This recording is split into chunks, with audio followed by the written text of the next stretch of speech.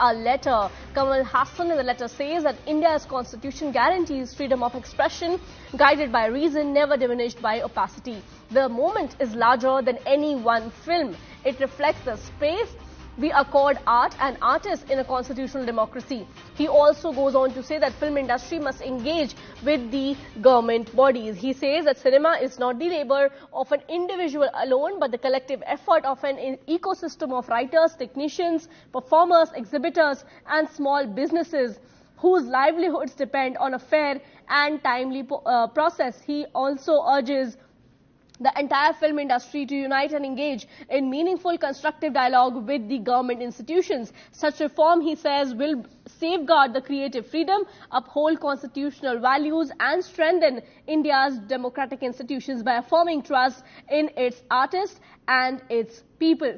That is the latest that we are bringing to you after the Madras High Court put stay on its own order of Jananayagan getting a CBFC certificate. Now this is Kamal Hassan writing a letter where he says that the India's constitution guarantees freedom of expression and guided by reason, and that the entire film industry or the cinema is not a effort of one person alone. It's a collective effort. We have Purnima Murli joining us on the broadcast. Purnima, please take us through the entire narrative that Kamal Hassan is going to put forward.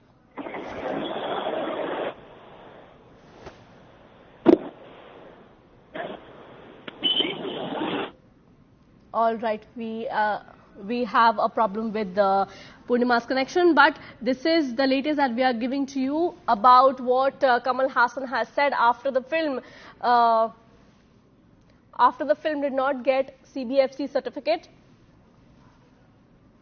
We have Purnima back with us. Yes, Purnima.